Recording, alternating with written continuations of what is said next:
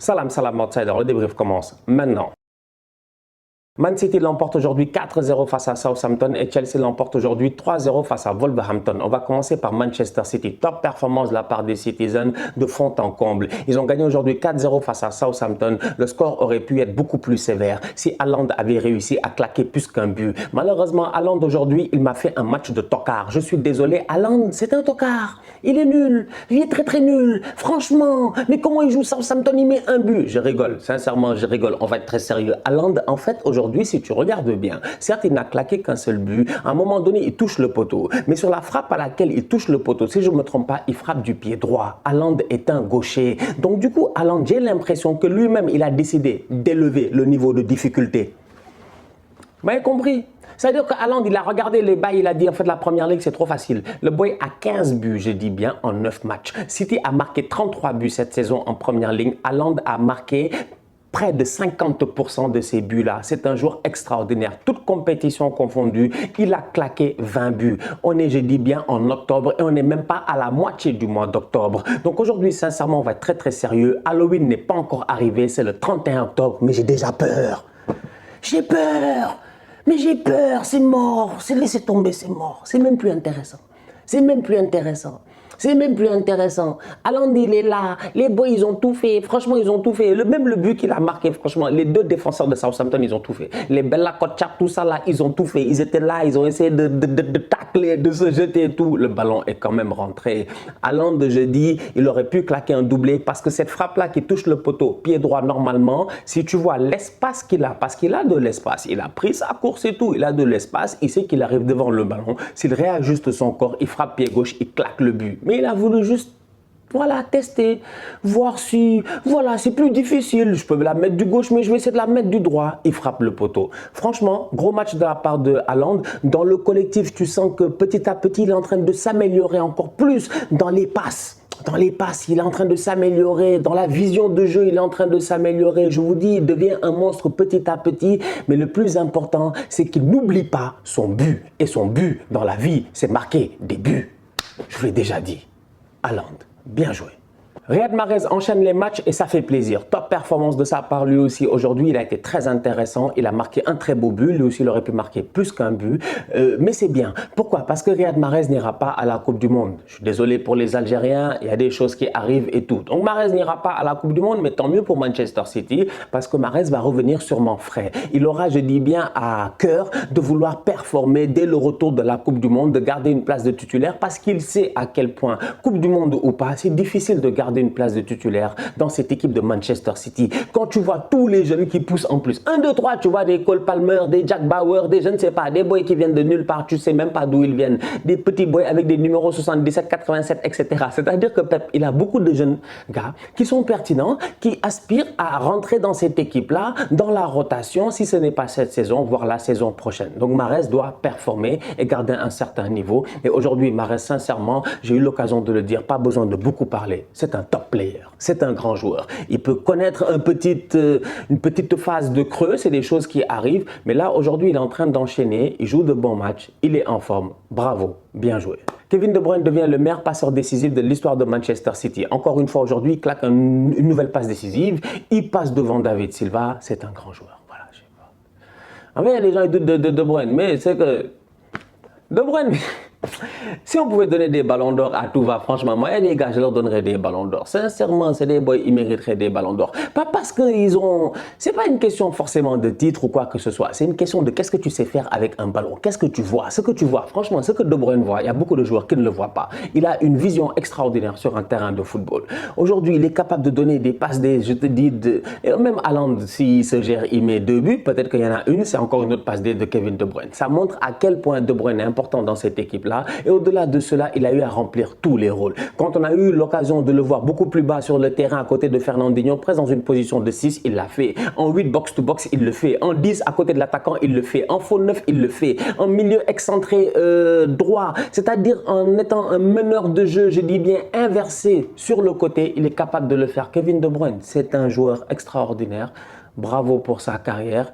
Et voilà, c'est... Grand match de sa part aujourd'hui, sincèrement. Rodri aussi, très belle passe décisive. Très beau ballon pour Riyad Mahrez. Bref, une équipe de Manchester City en contrôle. Je le dis, ils sont trop forts. Ils sont capables de faire top 4 en jouant à 10 contre 11 contre les équipes de Première Ligue. Tellement ils sont forts, tellement ils sont complets, tellement ils sont sereins. Et cette sérénité-là aussi, on la voit à travers Pep Guardiola. Parce que j'ai l'impression franchement que Guardiola, il sent quelque chose. Cette année-là, je ne sais pas. On va voir. On va voir ce que ça va donner sur le long terme. Mais quand je vois que Haaland n'ira pas au mondial, Mahrez n'ira pas au mondial, c'est-à-dire que même si après le mondial, tu récupères un Kevin De Bruyne blessé, tu récupères un, je ne sais pas, un Phil Foden en dépression parce qu'il n'a pas joué, parce que Southgate, je ne sais pas quoi, etc. Même si tu récupères tout ça, tu sais que tu peux compter sur certains gars qui seront là et qui normalement devront performer. Tête de liste, Haaland. Et je pense que le deuxième, ce sera Mahrez.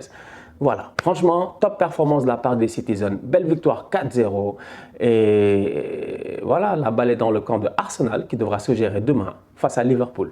Chelsea l'emporte de son côté 3-0 face à Wolverhampton et Chelsea revient dans le top 4. Ça fait plaisir, les Blues sont de retour, peut-être, enfin, parce que les Blues, le début de saison a été compliqué. La preuve, on a perdu Thomas Tuchel sur le chemin. Graham Potter est arrivé dans cette équipe-là, il sort sa baguette magique, il a envie, je dis bien, de reconstruire rapidement parce qu'il n'a pas beaucoup de temps. La vérité, elle est là, il n'a pas beaucoup de temps. Tu te mets à perdre 2-3 matchs en championnat, tu vas être largué. Tu te mets à déconner en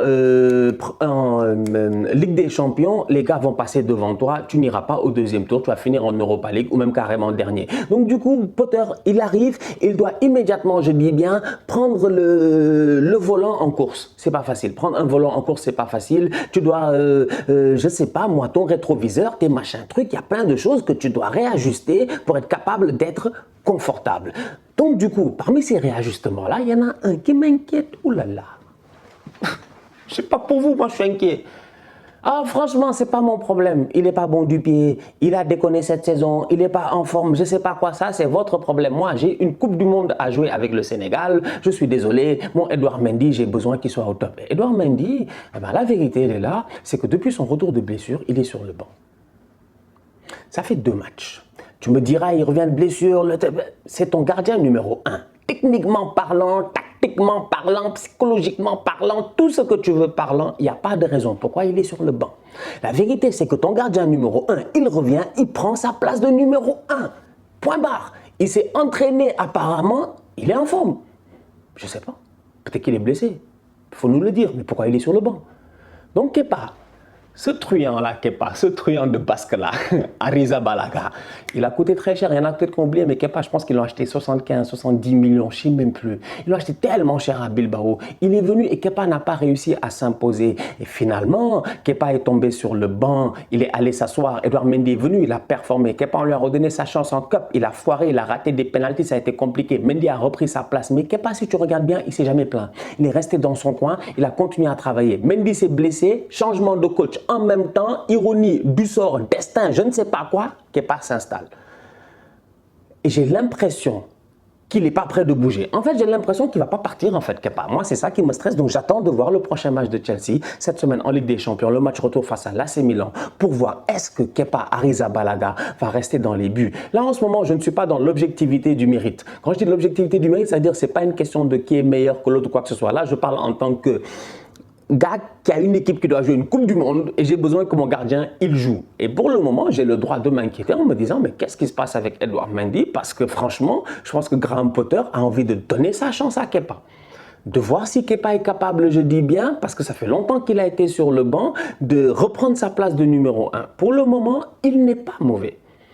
Donc, j'ai l'impression que les cartes ont été rebattues. Je m'inquiète. Sincèrement, je m'inquiète. J'ai l'impression que l'autre, il est arrivé, Kepa, il a fait Uno. J'espère qu'Edouard Mendy, il a un contre Uno. Parce que sinon, ça s'annonce compliqué. C'est une histoire, franchement, à suivre. Défensivement parlant, Chelsea a été solide aujourd'hui. Chalobah, Koulibaly, solide, franchement, il n'y a rien à dire. Kalidou Koulibaly, il se gère. Chalobah, il se gère. Défensivement, ils ont été très bons. Offensivement aussi, ils ont été très bons. Et c'est là où ça devient intéressant. Chelsea, franchement, j'ai eu l'occasion de le dire. Devant, ils ont trop de rattaquants. Je l'ai dit, ils ont trop de rattaquants. C'est une association de rattaquants. Pierre-Emerick Aubameyang va leur faire du bien, ça c'est sûr et certain. On a eu l'occasion de le voir depuis qu'il est arrivé. Cependant, c'est important que les autres jeunes-là, ils se gèrent. Les Pulisic, mais capitaine America est là depuis trop longtemps. Moi, j'ai l'impression, la dernière fois qu'on m'a dit Pulisic, c'est quand il a traumatisé les gars du Real, là. à dribbler dans la défense, je me rappelle, je pense en Ligue des Champions, etc. Mais sinon, Pulisic ne se gère pas. Aujourd'hui, il claque enfin son premier but en championnat. Tant mieux, espérons que ça dure. Mason Mount, l'enfant de Frank Lampard, le boy de Derby County, là, je ne sais pas, c'est votre boy. On l'aime bien, Mason. Mais Mason, je trouvais qu'il n'était pas assez agressif. Il y avait quelque chose qui manquait. Aujourd'hui, ça, je l'ai vu. Franchement, top performance de sa part, offensivement et défensivement, et je pèse mes mots. Les replis défensifs de Mason Mount, la hargne, l'envie de Mason Mount, eh bien, sincèrement, pour moi, aujourd'hui, c'est l'homme de ce match-là. Il a été excellent. Kai Havertz, la finition, c'est son affaire. Finition de manière slick. Il est slick. Slick, c'est-à-dire qu'il est subtil. Il est subtil, Havertz, il est subtil. Le centre de Mount est parfait, hein? Le centre coupé là est parfait. La manière à laquelle Havertz il claque sa tête, tu as l'impression que c'est même pas lui qui a mis la tête, c'est le ballon qui s'est tété tout seul. Tu as l'impression que le ballon, il a juste utilisé Havertz comme... je sais pas. Tu as l'impression que Mason Mount a utilisé Havertz. Il a frappé le ballon sur Havertz pour que le ballon rentre. Tellement Havertz, son football est sans effort. Son football est nonchalant, il ne s'est pas fatigué. Je te dis, le ballon lobe le gardien. Très bien joué. Donc franchement, une équipe de Chelsea complète. Au milieu de terrain, ils ont été beaucoup plus rassurants que ces derniers temps. De temps en temps, Jorginho, vite fait, là, il se faisait prendre et tout. Je stressais, mais bon, je pense que ça va aller. Les choses vont être améliorées avec Graham Potter. Donc du coup, une équipe de Chelsea qui reprend de la confiance, qui recommence à bien jouer et qui va sûrement recommencer à empiler les victoires. Donc du coup, Chelsea en première ligue, c'est peut-être pas mort. Attention, attention, attention. J'aimerais saluer deux joueurs. Broja, il est rentré attaquant, il est pertinent. Le but qu'il a mis, il est très beau. Franchement, c'est voilà, c'est ça. C'est de ça dont tu as besoin. Tu rentres 20 minutes, tu rentres avec un seul but, claquer ton but. Active ton mode Haaland. Il l'a bien fait. Il rentre plein d'instinct, il frappe le ballon et le ballon, franchement, tu sens que c'est instinctif parce qu'il y a de la puissance. Il savait exactement là où il voulait la mettre. Très belle frappe de sa part. Et d'un autre côté, j'ai envie de saluer Gallagher.